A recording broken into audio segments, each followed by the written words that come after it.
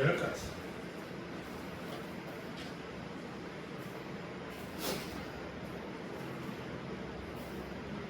자리 좀 믿고 성경을 펴놓고 앞에 화면을 보면서 같이 교독하시겠습니다.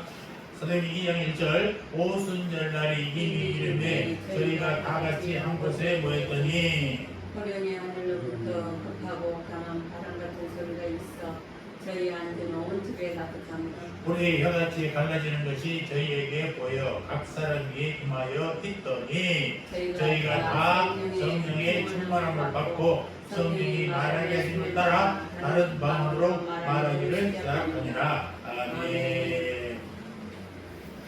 자, 우리 9월달은 하나님의 나라, 특히 사도행전에 나타난 하나님의 나라에 대한 큰 주제를 가지고 말씀을 전하고 있어요.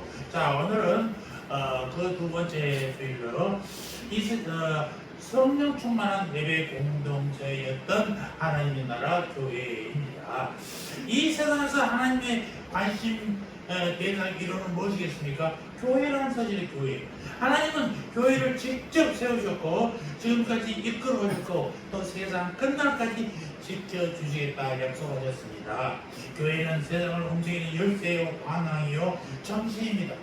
교회가 타락하면 세상도 타락이 되지만 또 반대로 교회가 살아있으면 세상은 희망이 넘치게 된다는 것입니다. 하나님께서 제시하신 참교회 모델을 우리는 이 사도행전에서 발견하게 됩니다. 하나님이 원하시는 교회는 교파나 제도나 중심이 된 사람들의 교회가 아니라 사도행전에서 보여주신 바로 그 교회를 말하는 것입니다. 사도행전에서 보여주신 바로 그 교회는 예수님의 교회가 현실로 이루어진 교회다라는 것입니다.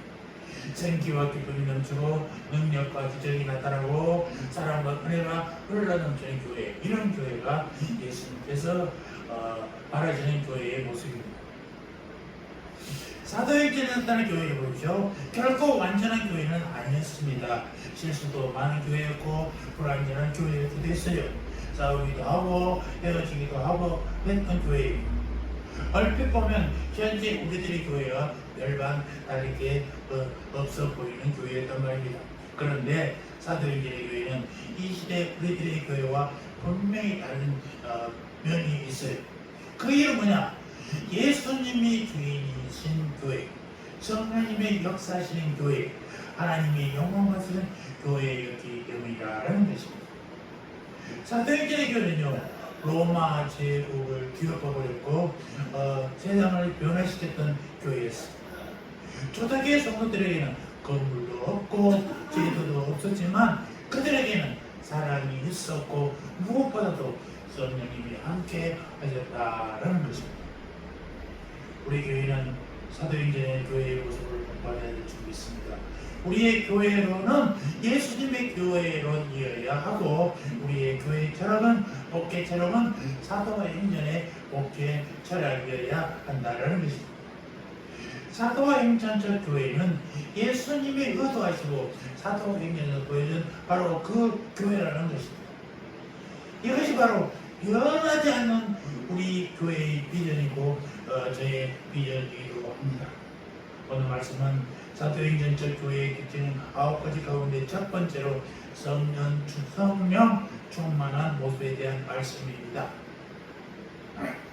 우리는 먼저 본문을 통하여 초대 교회의 성령 충만한 모습을 살펴보고 신구약 성경과 교회 사이에 나타난 성령 충만한 성도와 공동체에 관하여 곧잘해 보기로 하겠습니다. 그리고 어떻게 하면 성령 충만한 성도, 성령 충만한 교회가 될 수 있는지 기도하는 마음으로 함께 하나님의 뜻을 찾아보자 합니다. 먼저 사도행전에서 보여준 교회의 특징들 중에 가장 큰 특징은 뭐냐? 그 교회가 성령으로 충만한 교회였다라는 것입니다. 또한 이것은 이 땅의 모든 교회가 소망하는 모습이기도 합니다. 사도행전적 교회는 성령님이 역사하시는 교회라는 것입니다. 최초의 교회가 어떻게 탄생했습니까? 성령으로 탄생했어요. 사도행전 첫 교회가 시작되던 날에 성령의 역사를 이렇게 기도하고 있는 장면이 오늘 본문의 내용입니다. 사도행전 2장 1절로 4절로 다 같이 한번 여러분들의 눈으로 읽고 제가 읽겠습니다. 오순절날 이미 이르되 저희가 다 같이 한 곳에 모였더니 호련히 하늘로부터 크고 강한 바람과 두서가 있어 저희 앉은 온 집에 가득하며 불이 혀같이 갈라지는 것이 저희에게 보이며 각 사람 위에 임하여 있더니 저희가 다 성령의 충만함을 받고 성령이 말하게 하심을 따라 다른 방언으로 말하기를 시작합니다. 오순절에 예루살렘에 오신 성령님은 기도하는 120명의 무리속에 임재하시기 시작했다는 것이죠. 그들 모두는 주님의 말씀에 순종해서 예루살렘을 떠나지 않고 기다린 사람들 아니겠습니까? 당시 위험한 장소에 있던 예루살렘에서 그들은 죽기를 각오하고 한 곳에 모여서 성전하신 예수님이 성령으로 세례 주실 때까지 기도하고 또 기도했다라는 것입니다.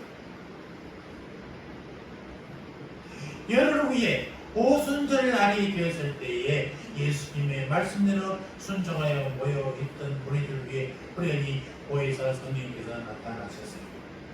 사람들이 이제 성령으로 충만해지기 시작했습니다. 그들이 충만해지고 우리 임하니까 어떻게 됐어요? 성령의 바람 곧 생기가 임했다라는 것입니다. 그곳에 있던 모든 사람들은 성령님의 말하게 하심을 따라서 방언으로 말하기 시작했고 자기도 모르는 사이에 만나는 사람마다 붙들고 이야기하기 시작했다라는 것입니다. 성령으로 충만한 그들의 대화 주제는 언제나 예수 그리스도였습니다. 그들의 영혼은 예수 그리스도와 주님의 진리로 차고 넘쳤다는 것입니다. 우리가 늘 대화 속에 복음이 넘쳐야 돼. 복음. 여러분 복음을 두 마디로 두 계단으로 뭐라고 그랬어요? 예수님의 죽으심과 부활하심. 잘 기억하세요. 복음은요 복된 소리, 좋은 소리, 깊은 소식이 아니라 예수님의 죽으심과 부활하심을 전하는 거예요. 예수님이 어떻게 죽으셨어요? 우리를 위해 죽으셨잖아요. 죽어서 끝나버리면 우리님과 똑같았는데 사후 후에 말씀을 부활하시고 하나님의 좌우 우편에 앉아 계시나 그리고 우리를 부활하러 초대하는 것입니다. 영생을 초대하십니다. 이런 주님을 전하는 것이 우리의 사명이다라는 것입니다.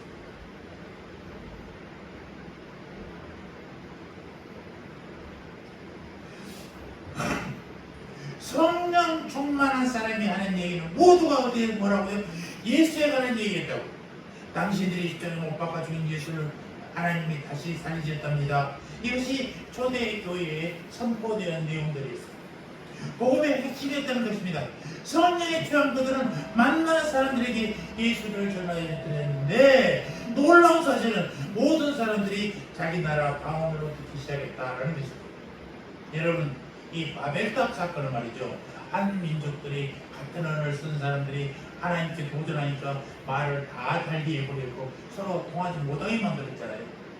120명의 무리들이 온 지방이 다 지방 사람들이 그들은 각각 다른 나라의 말을 나오고 있어요. 그런데 하나님의 말씀, 예수님의 말씀 전하니까 어떻게 돼요?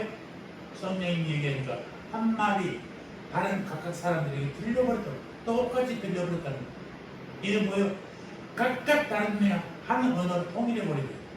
바벨탑은 한 언어를 쪼개서 분리시켰지만 성령의 사도행전의 성령의 사역은요 각각 다른 언어에서 분리되어 있던 나라 사람들이 한 언어로 통합되는 놀라운 역사가 일어났다는 것입니다. 여러분 오순절에 강한 바람과 불의 혀같이 마신 성령님은 회복시키는 영으로 오셨다는 거예요. 오순절 날이 이미 이름에 저희가 다 같이 한 곳에 모였더니 저희가 다 성령의 충만을 받고 성령이 말하게 하심을 따라 다른 방언으로 말하기를 시작하니라. 누가? 성령께서 역사하시니까 한 말을 각각의 다른 말로 번역이 돼 자동 번역이 돼서 다 알아듣었다는 거예요. 예수께서는 이날의 성령 강림을 위하여 십자가에 달려 죽으셨고 부활 성찬하셨고 하늘로부터 보혜사 성령을 보내신 것입니다. 이것이 복음이라니까요. 다른 게 복음이 아니에요. 모인 무리들은 모두 성령 충만함을 경험했어요.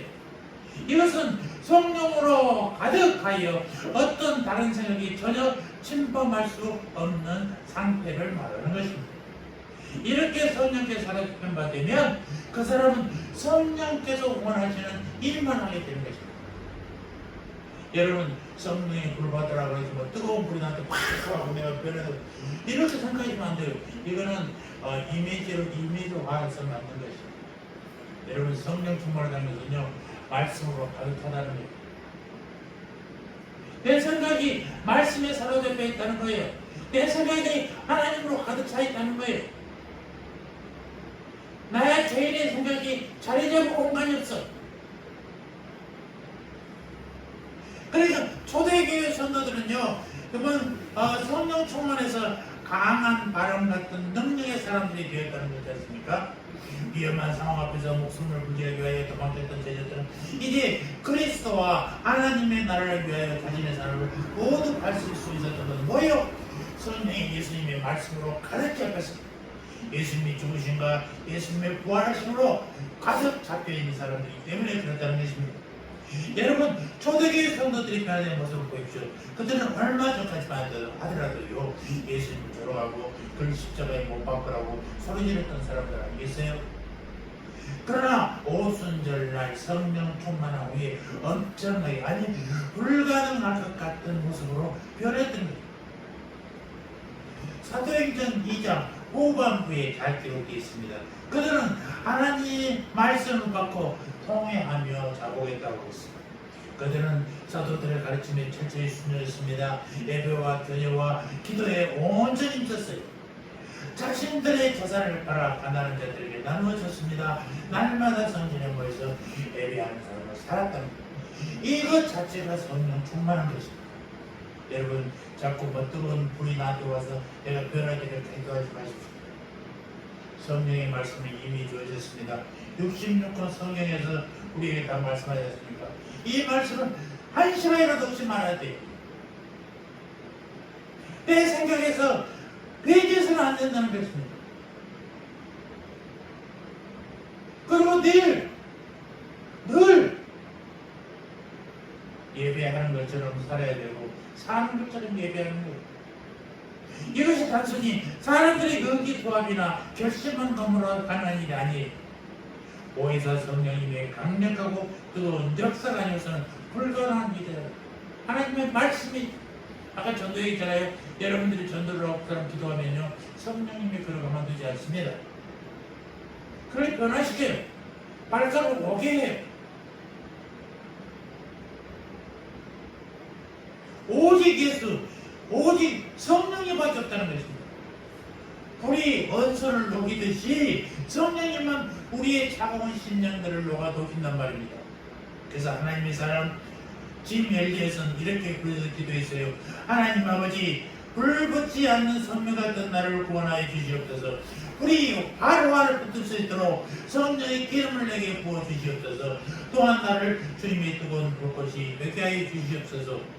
이 기도가 여러분들의 기도가 되길 바랍니다. 아멘. 다시 한번 따라할까요? 하나님 아버지, 불 붙지 않는 성령 같은 나를, 불 붙지 않는 생명 같은 날, 성명 같은 날, 돌로 만든 실이에요. 이거는 불이 붙지 않아요. 내가 그렇게 악한 놈이야. 불 붙지 않는 성명 같은 나를, 불 붙지 않는 성명 같은 나를 구원하여 주셔서 불이 활활 붙을 수 있도록 붙을 수 있도록 성령의 기름을 내게 부어 주옵소서. 또한 나를 주님의 뜨거운 불꽃이 되게 하옵소서. 네, 얼마나 내가 변화되면 성령 같다고 자기를 표현했겠어요. 여러분, 성령 아시죠? 불 타지 않으려고 까는 것입니다. 이미 온라고 지붕에 까는 게 성령이에요. 돌로 만든 이걸 성령이라고 해요. 그렇게 태워도 타지 않는 나를 주님, 내가 그렇게 됐다면 우리도 마음도 그럴지 모릅니다. 여러분 정말로 늘 하나님 아버지 나의 약한 나를 주님의 사랑으로 만들어 주셔서 내가 주님의 말씀에 감동하게 하시고 회개하게 하시고 하나님의 복음을 전하게 하셔서 늘 쉬운 영어로 기도하세요. 기도하면 하나님 응답이 주세요. 기도해서 한번 했던 우리 8명을 한번 앉혀봅시다. 두 번째, 예수님의 사도들과 초대 예루살렘 교회 성도들이 성령 충만했던 것은 하나님의 오랜 구원의 경륜 안에서 이루어지는 것입니다. 그들의 노력이 것처럼 보이지만 결국은 하나님께서 그 경륜 안에 있었던 내용들이 하나님 일찍이 선지자 요엘을 통해서 만인에게 하나님의 영을 부어주었다라고 말씀했어요. 누구에게? 만인에게. 어떤 사람에게? 만인에게. 예수 믿는 사람에게? 권사에게? 목사에게? 만인에게. 누구에게는 부어준다니까요? 믿지 않은 자에게 성령을 부어주세요. 그들이 성령을 모르니까 문제, 믿음 안에 들어오지 않으면 보이지 않으니까 문제라. 요엘에서 보니까 이런 말이 있습니다. 그 후에 내가 내 영을 만민에게 부어주리니 너희 자녀들이 장래일을 말할 것이며 너희 늙은이는 꿈을 꾸며 너희 젊은이는 이상을 볼 것이며 그때 내가 또 내 영을 남녀와 여자에게 부어줄 것이며 모두에게 부어줘요. 남녀노소 남녀와 여종에게 하나님의 영을 부어주시겠다라고 약속하고 계신단 말입니다. 그것이 언제 이루어졌어요? 오순절 날 그대로 이루어졌어요. 이 사실을 사도 베드로는 이날 몰려온 많은 사람들의 앞에서 이렇게 얘기했습니다. 이는 곧 선지자 요엘을 통하여 말씀하신 것이라고 말했습니다. 사도행전 2장 16절에 기록되어 있습니다. 여러분, 성령의 부으심 곧 성령 세례는 예정된 하나님의 뜻이라는 사실이에요. 성령 세례는 믿는 자에게 성령을 부으시는 예수 그리스도의 사역이란 말입니다. 예수님이 하시는 이 사실을 세례 요한이 세상 사람들에게 그리스도 소개할 때 역점을 준 메시지 요한복음 1장 3절 34절 하나님이 오른손으로 예수를 높이시며 그가 약속하신 성령을 아버지께 받아서 너희 못 듣는 것을 부어주셨느니라. 다윗은 하늘에 올라가지 못하였으나 친히 말하여 가로되 주께서 내 주에게 말씀하시기를. 세례 요한이 파악했던 예수님의 가장 중요한 사역이 바로 성령으로 세례를 베푸시는 것이란 말입니다. 하나님께서 예수님의 사역에 대하여 요한에게 계시하신 내용 중에 현저한 주님의 사역은 성령의 부으심의 사역이 있다는 것입니다. 예수님은 지금도 믿고 순종한 자에게 성령을 부어주신 줄 믿습니다. 아멘. 아멘. 성도 여러분, 성령 세례에 대하여 많은 오해와 혼동이 있지만 성령 세례의 약속은 분명하다는 사실입니다. 여러분, 성령 세례를 아까 내가 잠깐 얘기했지만 성령 세례를 생각할 때 어떤 생각하느냐, 양 극단을 제출시킵니다. 우리가 정치적 이념도 그렇잖아요. 좌우로 나눠져 있지만 가운데에 항상 모여 있어야 돼요. 좌우 극단으로 가면요, 둘 다 문제가 되는 것이처럼 성령의 세례에 대한 개념도 양 극단으로 가면 문제가 됩니다. 자, 첫째는 어떤 사람은 성령 세례를 받아야 A급 신자가 되는 것처럼 주장합니다. 이것은 성령 세례를 성화와 혼동하는 거예요. 여러분, 성령 세례 받아도 안 받아도 구원 받을 수 있을까요? 없을까요? 있지. 그러나 하나님의 구원의 성화의 단계까지 못 가니까 우리가 늘 부족한 인간이지. 예수를 입으로 시인만해도 된다니까요. 믿음을 준다니까요. 여러분 아멘. 예수를 믿으십니까? 아멘. 성령 세례를 받는다고 해서 갑자기 우리가 가만히 있는데 막 거룩해지고 내가 변하냐고 그렇지 않단 말입니다. 난 누가 해야 돼요? 내가 해야 됩니다. 성령님이 이걸 다 주셔. 내가 변화되지는 않는 거예요. 또 어떤 사람들은 성령 세례가 중생과 동일한 것이라고 주장하는 사람들이 있어요. 그러니까 이쪽 잘못된 쪽이죠. 성령 세례 받으면 세례 받아서 거듭난 것과 똑같다라고 생각한단 말입니다. 이것은 성령 세례를 강조한 세례 요한이나 주님의 강조점을 정말 약화시키는 거예요. 성령 세례는 이미 누구에게 주어져요? 아니, 성령 세례는 누구에게만 주어져? 구원받는 자들에게. 하나님을 아는 자들에게 성령 세례를 준 거예요. 모든 구원은 하나님은 만인에게 전달하여 주기를 원하지만 성령 세례는 특별히 성도에게, 중생한 성도에게 주시는 성령님의 충만한 역사라는 사실을 기억하시기 바랍니다. 자, 요한복음 한번 찾아볼까요? 요한복음 7장 37절 38절. 요한복음 7장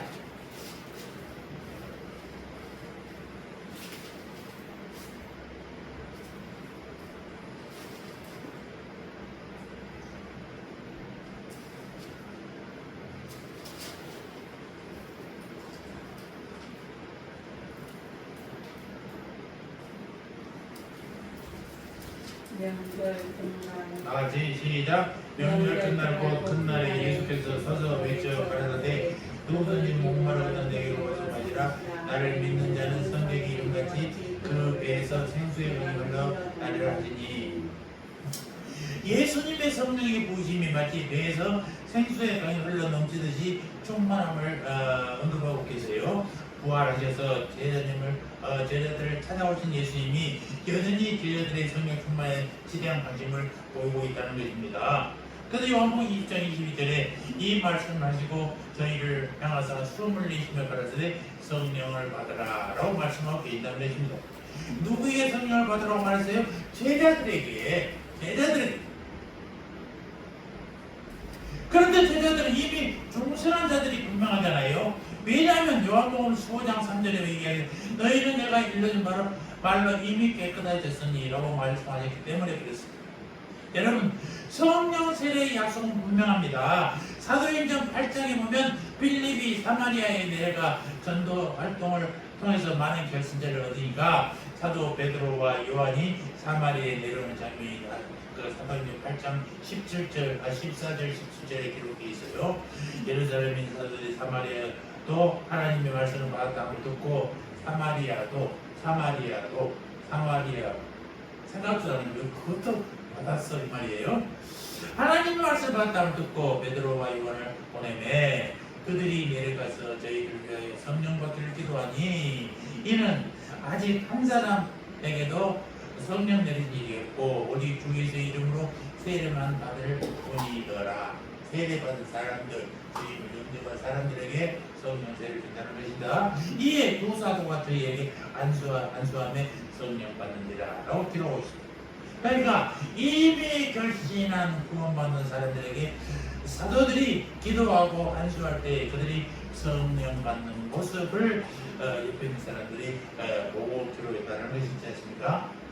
사도행전 19장에 보면 에베소 교회를 방문한 사도 바울의 이야기가 나옵니다. 이르되 너희가 믿을 때에 성령을 받았냐? 이르되 아니라 우리는 성령이 계신 것도 좀 못하더라. 바울이 그들에게 안수함에 성령이 그들에게 임하심으로 마음도 하고 예언도 하니 모두 12사람 되니라. 그러니까 성령세를 받아야 구원받았다. 성령세를 받아야 거듭났다라고 하는 것은 완전히 한쪽 끝이에요. 그래서 성령 받아야 온전한 사람이 성령 사람이 된다. 성령세를 받아야 이제 믿음이 사람이 됐다. 그건 잘못이에요. 세례는 누구에게 준다고요? 성령 세례는 믿는 사람들에게, 구원받는 자들에게 주어지는 거예요. 이처럼 성령 세례 약속은 성경 여러 곳에 분명히 나타나 있어요. 그럼에도 불구하고 우리는 이런저런 이유와 핑계를 대면서 성경의 분명한 약속인 성령 받는 일에 소홀히 하고 있는 것이 사실이 아니냐 이것입니다. 나는 아무도 것도 아니하고 가만히 있는데 뭔가가 날아서 나와 있기를 바란다. 저들을 주장하는 신물적 사고지. 하나님은 우리가 하나님이 일을 하기를 원했어요. 하나님 나라를 만들기를 원했어요. 누굴 통해서? 사람을 통해서. 사람이 했습니다. 누가 하십니까? 하나님께서 하신다. 이거있죠. 하나님은요, 하나님 나라를 이룰 때 하나님의 능력이 없어서, 천군 천사가 없어서 우리를 사용하신 게 아니에요. 우리와 함께 역사하시기를 원하시는 하나님. 그래서 인간을 만드시고 인간에게 만물을 다스리고 그 만물을 만드신 이제 조물주를 만드신 조물주 하나님께 예배하라고 말씀하세요. 이게 창조의 질서랍니다.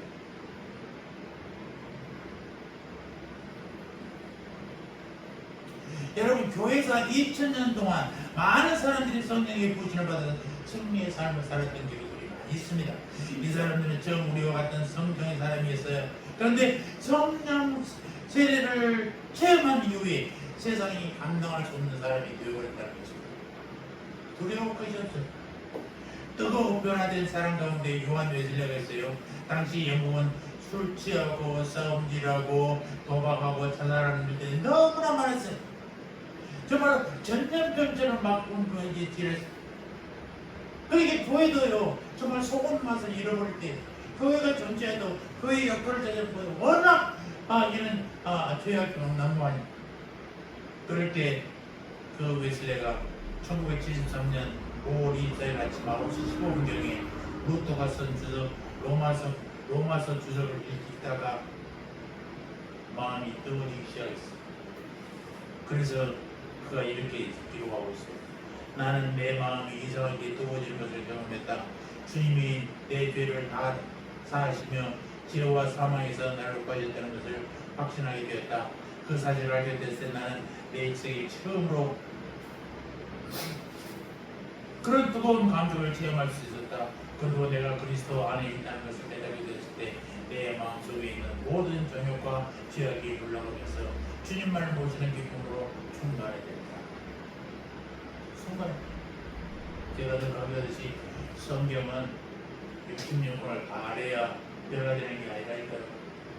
성경의 한 절만 제대로 꽂히면 내 삶이 변화 되거든요.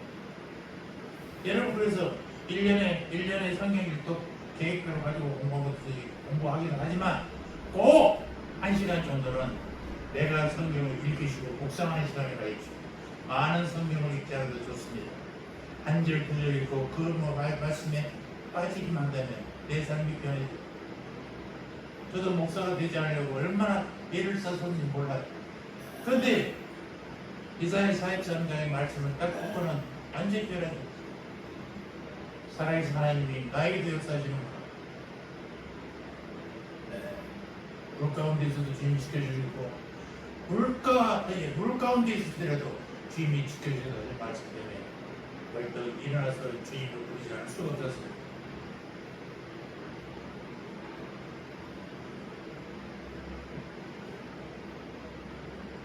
웨슬리가 이렇게 경험을 했잖아요.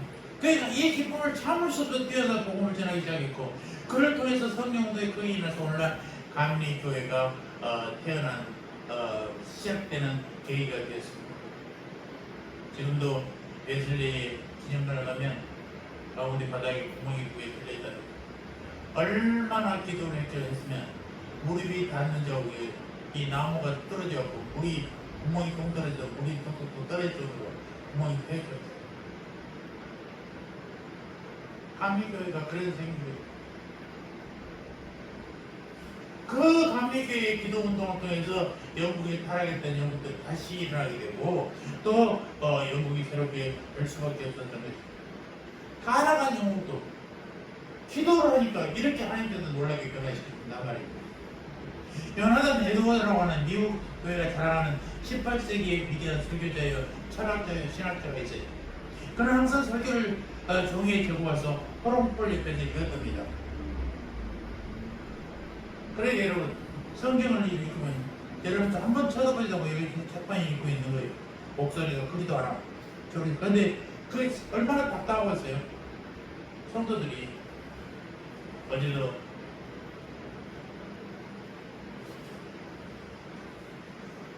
어떤 집회 갔더니 어떤 사람이 기도하는 저기 설교를 봤는데 와인인데 그건 소리 지도 못했고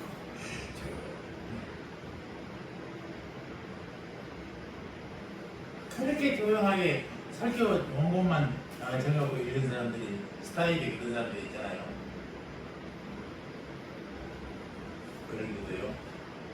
그런 아무 매갈이 없는 목소리에 매갈이 없는 같은 말씀을 전하는 바로 보면서 멍멍멍 설교하는 그 말씀 속에서도 사람들이 놀라서 변화들이 역사가 일어나요. 무의식입니까요? 설교자의 목소리입니까? 말씀. 아니 말씀이 설교자는 복음을 전하는 것입니다. 어떻게 여러분들에게 흥미진진하게 지루하지 않게 전할까를 고민하는 것이 설교자일 뿐이지 설교자는 자기 얘기하는 게 아니에요. 내 사랑하는 시간이 아니란 말입니다. 하나님의 말씀을 전하는 거예요. 쉽게 쪼개서 이해할 수 있도록 전하는 것이 설교자예요.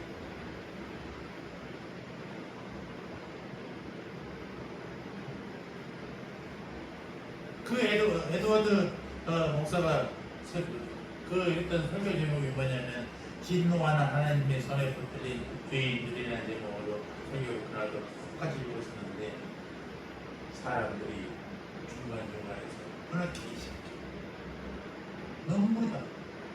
그러더니 그냥 끝날 땐 가니까는 막 다들 통호하면서 눈물을 흘려서 그 교회가 발칵 뒤집혔다는 그런 얘기를 했어요. 이런 성령의 부으심의 현상이 계속되니까 미국 전역에 많은 사람들이 에드워드 목사님이 설교만을 막 모이게 된 거예요. 근데 그 재미없는 설교하는 정말로 원고 있는 손도 쳐다보지도 않고 원고만 있는데도 사람들 변화가 일어난단 말입니다. 무슨 능력이에요? 성령님의 능력이에요. 말씀의 능력이란 말입니다. 바로 그 성령의 역사는 그런 거예요. 큰 소리를 쳐야 불러불러 불이 막 들어가 그런 게 아니란 말입니다. 말씀에 성경의 말씀에 성령의 말씀에 감동되고 회개되는 거예요.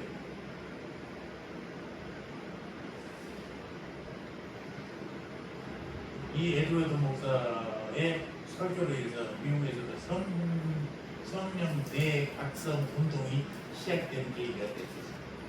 여러분 성령의 임재는요 하나님의 우주적인 창조의 능력이 임하는 것이 성령님의 임재는요 태초에 계시고 은혜와 진리가 충만했던 그 말씀이신 예수 그리스도의 영으로 임재하신 것이란 말입니다. 이제 하나님은 모든 믿는 성도에게 성령을 충만히 부어줄 준비했습니다.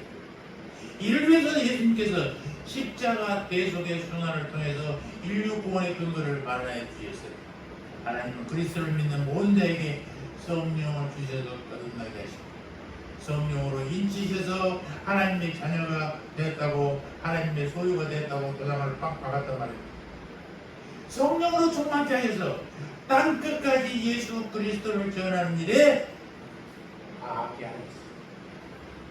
여러분 정말 성령 충만해 하시기를 바랍니다. 전도를 해보십시오. 처음에 전도하면요 부끄럽습니다. 전하기도 어렵습니다. 이것저것 거절하면 어떻게 할까? 걱정합니다. 사람들은 눈을 못 쳐봅니다. 말도 제대로 못합니다. 그런데요 성령의 사랑을 빌면 담대하게 할 수 있습니다. 아무에게나 한번 기도해 줄 수 있습니다. 만나면 기도해 줍니다. 기도해서 생산 사람이 어렵거든요. 그들을 위해서 기도해줍니다. 이게 그리스도의 정의 아닙니까? 여러분들 그리스도 성령 받으셔서 성령의 능력을 받으셔서 그리스도의 증인으로서의 역할을 감당하셔서 꼭 11월 2일 날은 우리가 한 명씩 이루도록 기도하고 노력합시다. 아멘. 자 그렇다면 우리 교회가 사도행전에 보여주는 바로 그 교회의 모습으로 닮아가려면 무엇보다도 우리 구성원 개인들이 성령 충만해야 할 것이고 우리 모두가 성령 충만해야 된다는 것입니다. 우리 교회가 어떻게 해야 성령 충만할 것인가? 성령 충만의 제자들이 주시는 우리 주님의 놀라운 선물이잖아요. 오늘 우리 성도들이 경험하는 최상의 축복은 바로 성령 충만한 것입니다. 사도행전은 성령의 사역을 기록한 성령 행전이 사도행전을 읽어가면서 우리는 성령께서 임하시는 상황과 때를 쉽게 알 수가 있어요. 성령님을 우리 마음대로 오시게 할 수는 없지만은 과거 성령님께서 어떤 경우에 오셨는가를 알게 되면은 성령 충만할 준비를 할 수가 있게 된다는 것입니다. 과연 언제 성령을 받았을까? 또 초대교회 성도들이 어느 때 성령 받았을까? 이것을 성경을 찾아보면서 우리가 정말 성령 충만한 사람들이 되기를 주의 이름으로 축원합니다. 먼저 1장 4절 5절 봅시다. 4절 5절. 사도행전 1장 4절 5절 시작. 사도와 같이 모이사 저희에게 공부하여 가라사대 예루살렘을 떠나지 말고 내게 들은 바 아버지의 약속하신 것을 기다리라. 요한은 물로 세례를 베풀었으나 너희는 몇 날이 못되어 성령으로 세례를 받으리라 하셨느니라. 아멘. 예루살렘을 떠나지 말고, 예루살렘의 박해가 심했어요. 유대교가 이 새로 생긴 예수교를 엄청나게 박했다는 거예요. 그러니까 이 뿔뿔이 흩어졌어요. 그래서 유대를 떠나서 세상으로 전도하게 됐지만 그냥 가지 말아야 이 말입니다. 뭐하라고? 떠나지 말고 내게 들은 바 아버지의 약속하기를 기다리라. 그럼 뭐요? 성령 세례를 받고 가라 이 말입니다. 예수께서 베드로에게 예루살렘을 떠나지 말라고 명령하는 것은 역으로 제자들이 예루살렘을 떠나려 했다라는 것을 알 수 있잖아요. 아까도 했지만 박해가 심하니까 견딜 수가 없어. 가야 돼. 그런데 좀 더 참아라 이 말입니다. 그들은 생명의 위협으로서 예루살렘을 떠나지 않고 모여 기도하며 기다린 것처럼 오늘 우리도 모든 신앙안의 중심을 교회에 두고 예수에게 두고 함께 모여 기도하는 일에 힘써야 된다는 것입니다. 개혁주의 장로교회 강령처럼 하나님 중심, 말씀 중심, 교회 중심의 삶이 되어야 하는 것입니다. 주일 예배 가운데 수요 밤, 금요 밤 기도회 위에 각 교회들의 모임과 매일의 새벽 기도 위에 성령님의 강권적인 역사가 있기를 기대하며 기도해야 된다는 것입니다. 두 번째, 사도행전 2장 38절. 2장 38절 시작. 너희가 회개하여 각각 예수 그리스도의 이름으로 세례를 받고 주의 사함을 받으라. 그리하면 성령의 선물을 받으리니. 성령 선물을 받는 것은요, 첫 번째는 뭐라고 했어요? 예루살렘을 떠나지 말고 주님이 주신 것을 기다리라는 거예요. 성령을 기다리는 거예요. 두 번째는 성령의 선물 언제 오냐? 회개하여 죄 사함을 받을 때에 주어진다라는 것입니다. 성령의 보시면 이게 모든 원대 사람, 곧 복음이 전해지는 만만의 사람들에게로 확산되어 있어요. 그러므로 먼저 자신을 돌아보면서 말씀에 비추어 내 속의 허물과 죄악을 철저히 내어놓는 일에 힘써야 된다는 것입니다. 성령님 회개하는 과정, 회개하는 구역 위에 불같이 역사해 주고 있습니다. 아멘. 회개해야 성령님이, 내가 깨끗하지 않으면 성령님이 존재할 수가 없어. 스스로 비워 깨끗하게 되면 하나님 말씀을 듣기 때문에 성령님께서 내게 믿으셨습니다. 내가 성령님을 내 안에 품게 되는 것입니다. 세 번째, 사도행전 4장 31절. 빌기를 다음에 모인 것이 진동하더니 우리가 다 성령이 충만하여 담대히 하나님의 말씀을 전하니라. 성령의 부심은요, 성도들이 모여서 합심 기도할 때 임한다는. 혼자 기도해도 좋습니다. 그러나 두세 명이 모여서 기도하시기 바랍니다. 기도할 때 임하신다는 거예요. 초대교회 예루살렘 교회 그 일체성이 너무나 잘 나타나는 비결이잖아요. 초대교회는 말이죠, 늘 함께 모였다는 거예요. 성도들이 한 마음으로 한 자리에 모여서 합심으로 기도할 때 모인 무리가 모두 성령으로 충만해졌다는 것입니다. 요즘에 인터넷이 발달해가지고 이거 막 동시 페이스 톡으로 막 동시에 해외를 보는데 그것보다 더 중요하고요. 함께 모이는 거예요. 함께 마음을 같이 하는 거예요. 오늘날도 이런 원리는 변함이 없어요. 모여서 기도하면 기도가 훨씬 더 잘 되는 것입니다.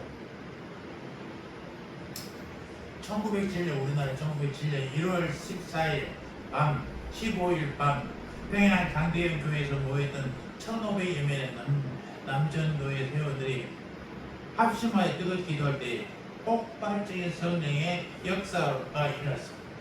그래서 전국에 놀라운 역사들이 일어나서 그때 대한민국의 회개 운동이 일어나서 물같이 기독교가 전파되는 역사가 있었습니다. 그러나 지역에서도 놀라운 경우들이 많이 지역의 지도자라는 사람이 일어나서 죄송합니다. 내가 그동안에 누입살려고 했습니다. 고백하고 순서가 나타나고 막 내가 그동안에 너무나 백성들이 돈 많이 뜯어먹었습니다. 막 자복하고 그런 현상이 일어났어요. 회개 운동, 기도하고 통해 자복하면 이런 놀라운 성령의 역사가 있다는 것입니다. 네 번째, 사도행전 5장 32절.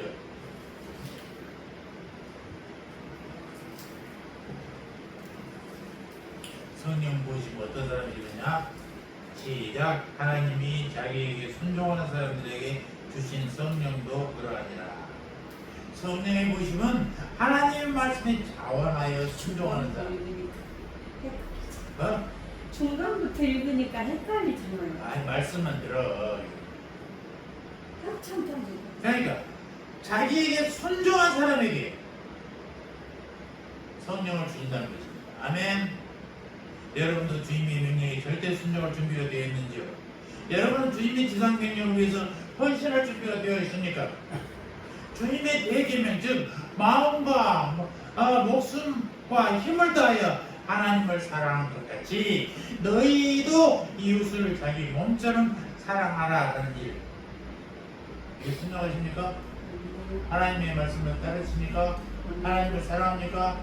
여러분 마음과 몸과 모든 걸 다 같이 하나님 사랑합니까? 그렇게 이웃을 사랑하라는 거예요. 그렇게 전도하라는 거예요. 저것은 꼴 보기 싫으니까 나에게 복수지 됐으니까 저건 나한테 나쁜 짓 됐으니까 내 말 안 들었으니까 내 돈 떼먹었어야 안 돼. 빼지 말라는 거예요. 그것처럼 예수님이 나를 사랑한 것처럼 사랑하라. 아멘. 이게 우리가 해야 될 일이에요.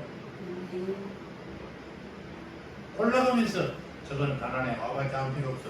이런 식이면 안 돼. 저거는 부자야. 저 부자한테 달라두면 뭔가가 나오겠지. 이러면 안 된다고. 내가 그래갖고 우리 사마리아가 언나자 40억 일본에서 가지고 왔는데 11조 얼표를 찾는다고. 와 4억에 어제도 4천만 원 오겠구나 생각했지. 일을 어디서부터 손가락에 잘해서 사로잡혀요. 우리가 인간이기 때문에.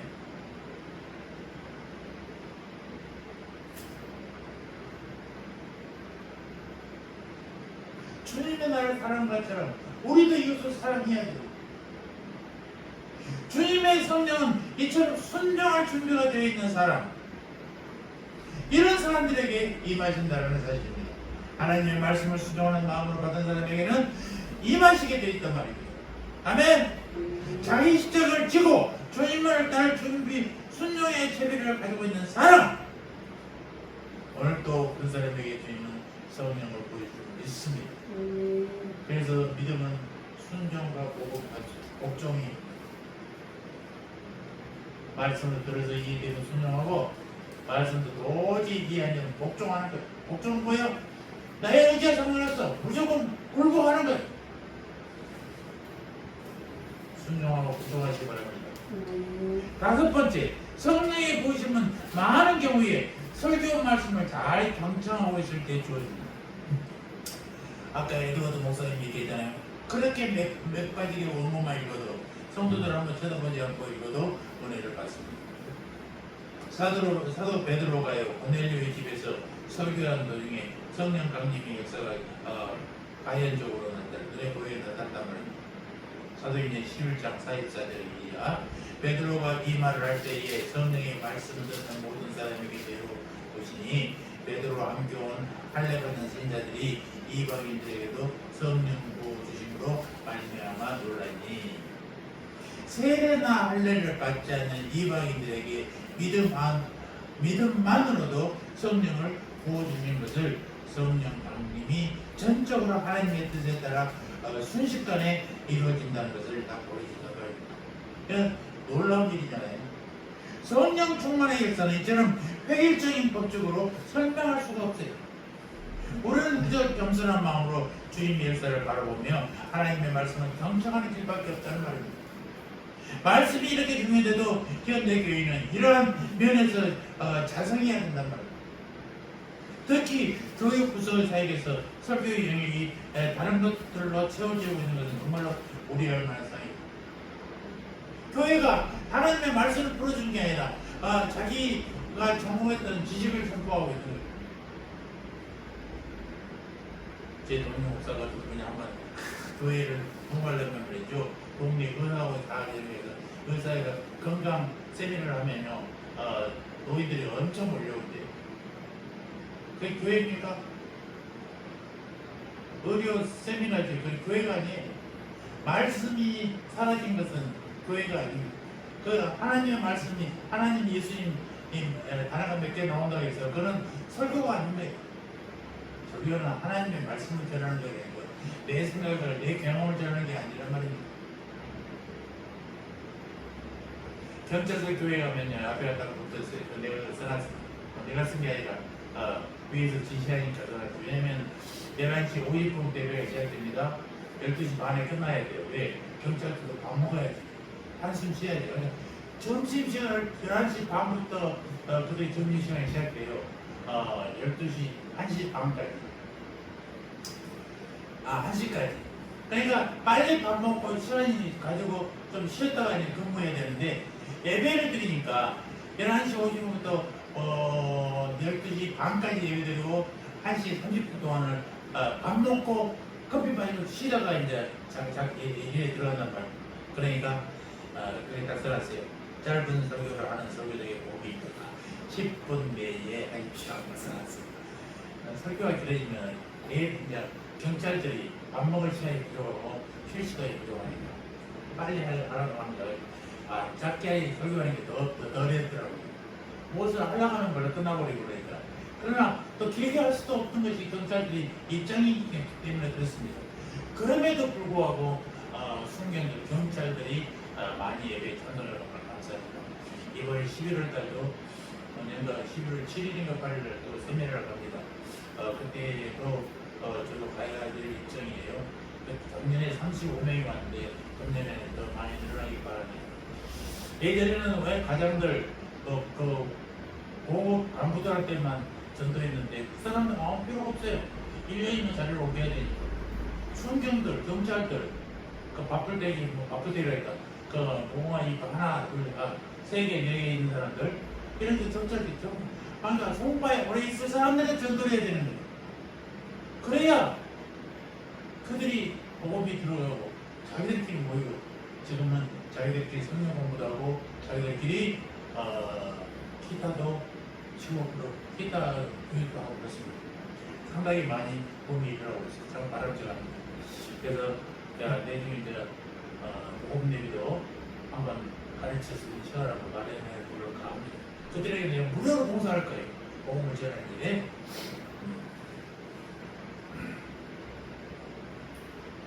그래서 또 여섯 번째는 사도행전 13장 2절 3절 한번 다 같이 한번 읽어볼까요? 사도행전 13장 2절 3절 시작. 주를 섬겨 금식할 때에 성령이 가라사대 내가 불러 시키는 일을 위하여 바나바와 사울을 따로 세우라 하시니 이에 금식하며 기도하고 두 사람에게 안수하여 보내니라. 아멘. 성령님은 성도들이 주를 섬겨서 금식할 때 자신을 드러내시다. 금식한 성도에게 임하신다고 말씀하고 계시는 것입니다. 아멘. 진정으로 성령 충만을 원하십니까? 때로는 우리 개인적으로 그렇고 구역적으로 또는 교회적으로 금식할 필요가 이럴 때 금식하는 거예요. 내가 원하는 것 이루어달라고 기도하는 게 아니라 성령 충만을 위해서 기도하면 성령님이 충만케 하신다는 거죠. 여러분 언제 어느 때 성령의 부심을 받으셨다고 그랬어요? 모든 사람에게 항상 해당되는 전망은 없습니다. 그러나 사도행전에서 보여주는 교회의 모습을 살펴볼 때 성령 충만의 교회는 교회를 통한 신앙생활과 매우 일정한 게 있다는 것입니다. 자, 아까도 얘기했죠. 성령 충만한 교회가 되려면 첫째, 하나지. 뭐예요? 빨리 여기를 봐. 여기 안에 다 적혀 있잖아. 초보 안에.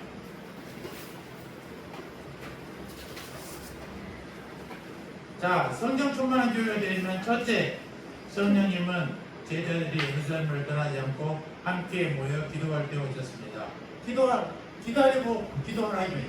두 번째, 시작. 회개하고 제사함 나눌 때, 세 번째, 모여서 합심 기도할 때, 네 번째, 자원하여 순종할 때, 다섯 번째, 설교 말씀을 경청하고 있을 때, 여섯 번째. 주를 상대하고 음식할 때. 아멘.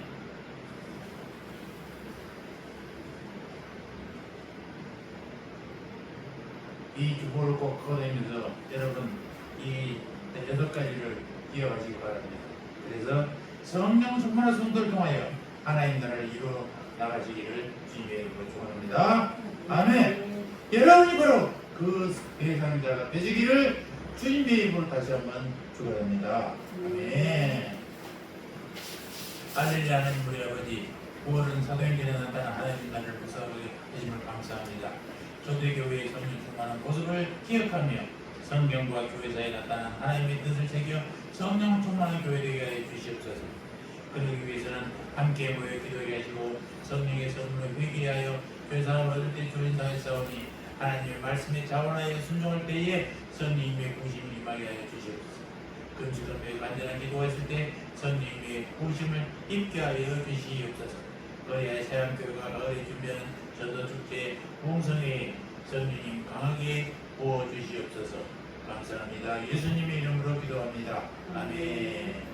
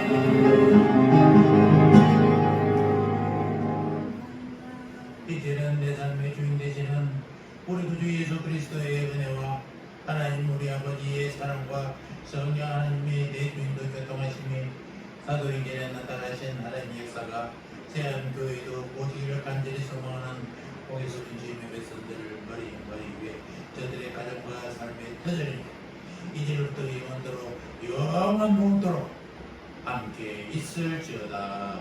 아멘.